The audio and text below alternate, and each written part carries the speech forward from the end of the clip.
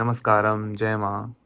So, in this video, we'll just briefly touch upon the upcoming Chaitra Navaratris, the significance, the associated timeline related to it, and any kind of sadhana which is relevant. So, the Chaitra Navaratris are already here. As I'm recording this video the night of the 16th of March. The Chaitra Navaratris or the Pratipada starts from 19th of March early morning. I'm not exactly sure of the timing.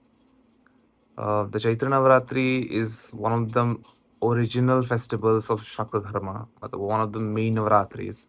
Though the Sharad Navaratri is way more popular across India, the Chaitra Navaratri is also called the Bashanti Puja or the Puja Bashanto in Bengal. It is derived as the original puja of Bhagavati, and which is the main timing of Bhagavati to come home or come to earth.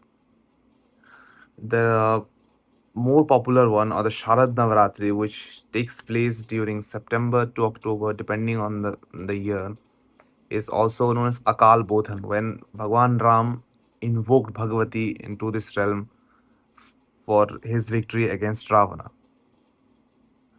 So, as I was saying, in Bengal, it is known as the Bashanti Puja or the Puja Bashanto or the Puja Bhagavati, which takes place in spring. As the Navaratri, it is already very significant time of our dharma, of the Shakta dharma. Not only Shakta dharma, overall everybody, to do any kind of sadhana, any kind of tapasya, for doing any kind of Puja Bhagavati, it is a fantastic time. There is no question about it.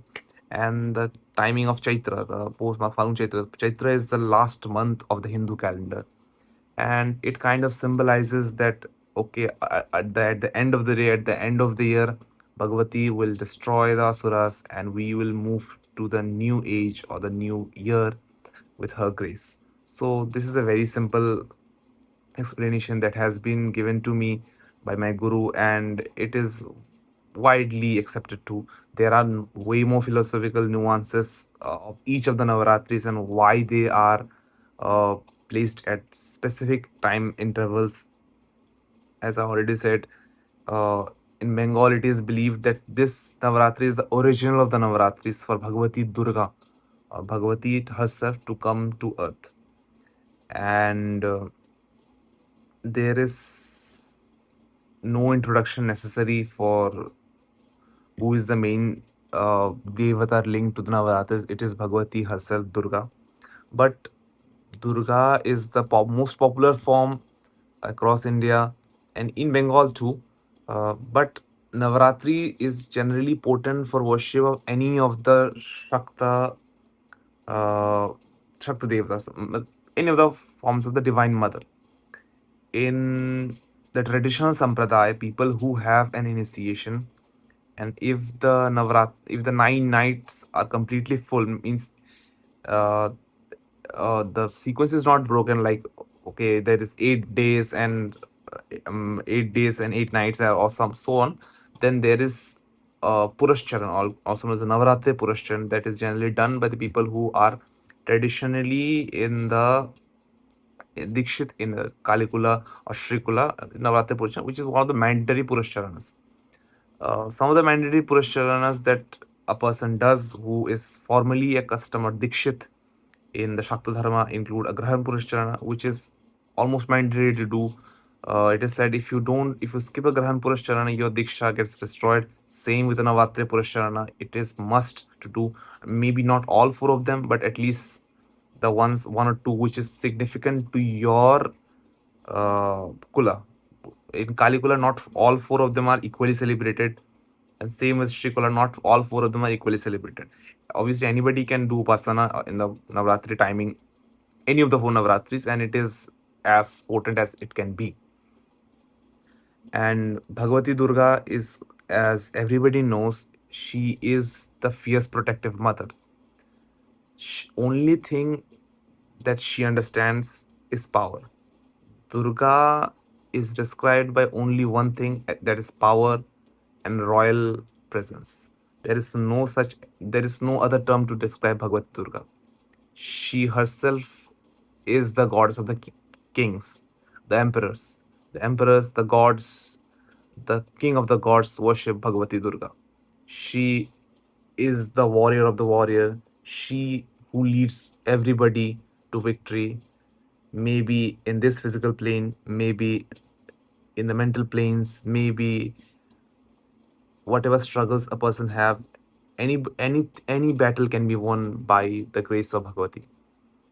So she's one of the most prominent forms of Devi, which is worshipped across India, and in the many Tantra texts, she is not included in the Dasha Mahavidyas, but there are extended pantheon of Mahavidyas, include the Ashtadasha Mahavidya or even the more, even to 64 Mahavidyas. She comes under the 18th 18 when the list is extended to the 18 Mahavidyas. She is one of considered was one of the Mahavidyas in the 18.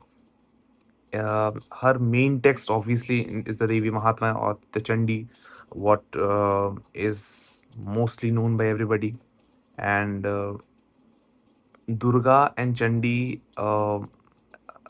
these terms are generally used interchangeably nowadays, though many scholars believe that these two devatas may have been different and somewhere they have merged and fused to become a combined devata.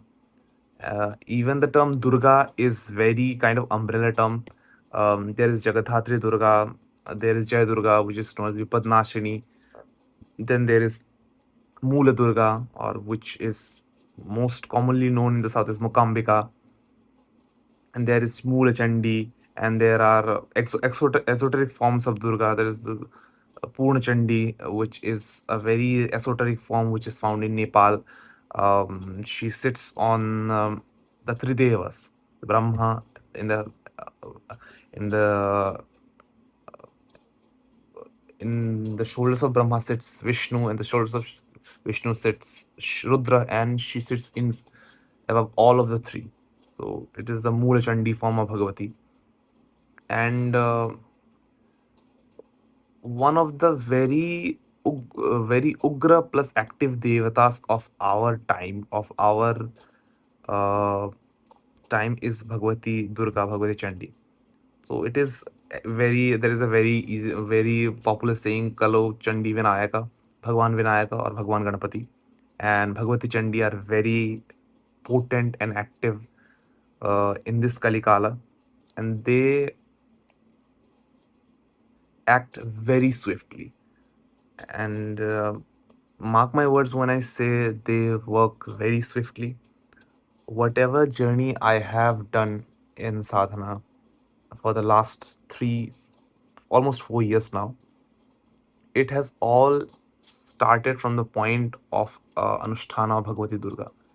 And it has led to many ways, many paths, many peoples, and many things. Obviously, I can't describe it in a video, but Bhagavati is very kind. Specifically in these days, she is very kind. She is like, if you just call me, I'll come to you. I have done her upasana when I was not even in India, and still she was very kind to respond to me. And I'm not making any false claims that I had in Darshan Bhagavati and all, but whatever I intended, it was completed. It was handheld by her, and it was completed very easily. There is no second thought about it. So obviously, I am not qualified to give sadhanas. I do not give any sadhanas to anybody.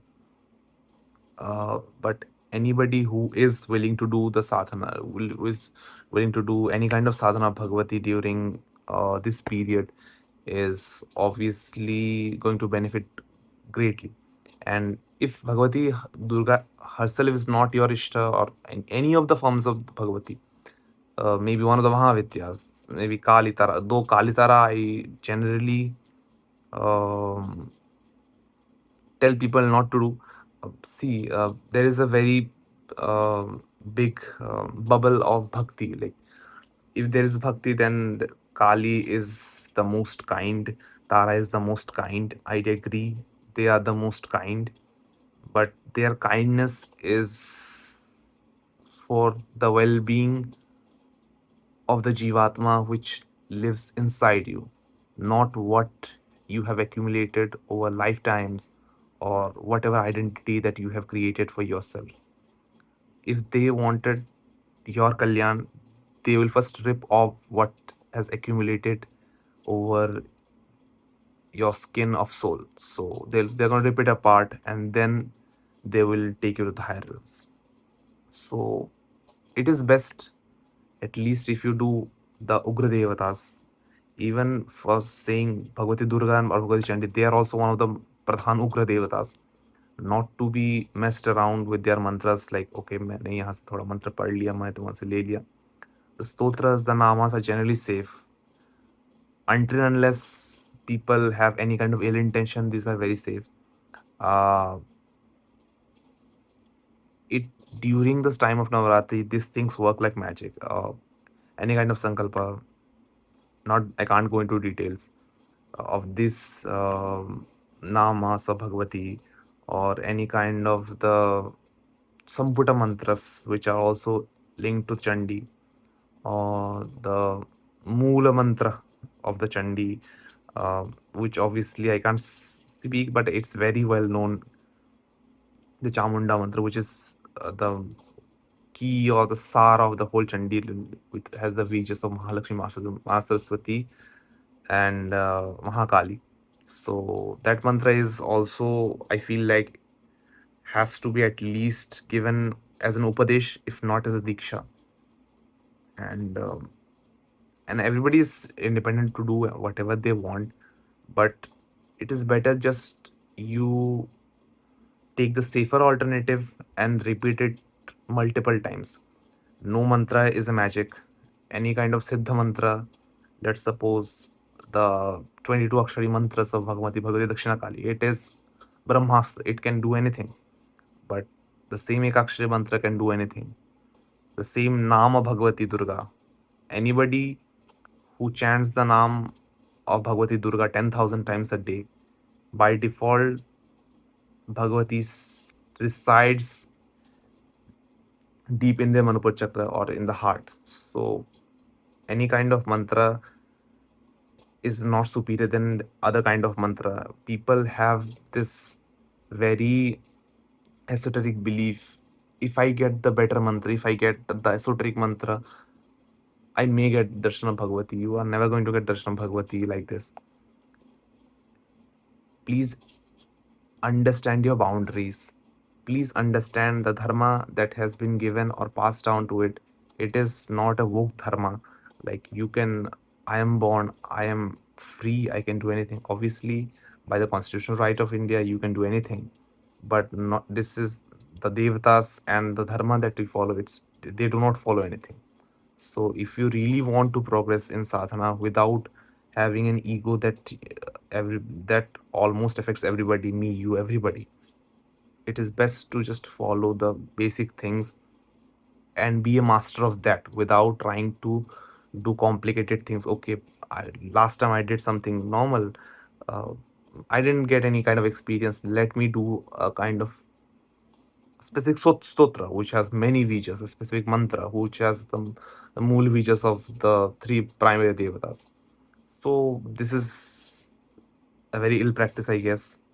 This is my totally my opinion. I know a lot of people who give this that. No offense to any of them. Everybody has their sadhana bal. Everybody has their capacity to give mantras. I am a very ordinary person. Obviously, this is solely my opinion. So, anyways, so this is the very uh, gist of the Navaratri sadhana which I was trying to mention to you. And if anybody is unaware of anything, just light a diya. Um, if you can light two diyas, it's fine. With one of oil and one of ghee. Uh, Give Naivedya to Bhagavati throughout the 9 days. If you can cook it, it's best. If you can't cook it, just give whatever you have. And just the diyas, sort of. Gandha, Dhupa, the Panchopachara that you, Dhup, Dev, Gandha, Pushpa, and Naivedya that you follow, and do the part of Bhagwati's names. And if you don't even want to do it, just the name of Bhagwati Durga is more powerful than anything in the universe. So just contemplate on that. That will suffice. That will take the sincere one to a level where the unsincere ones can't get even with years of Diksha and Mantropadesha. Jai Ma.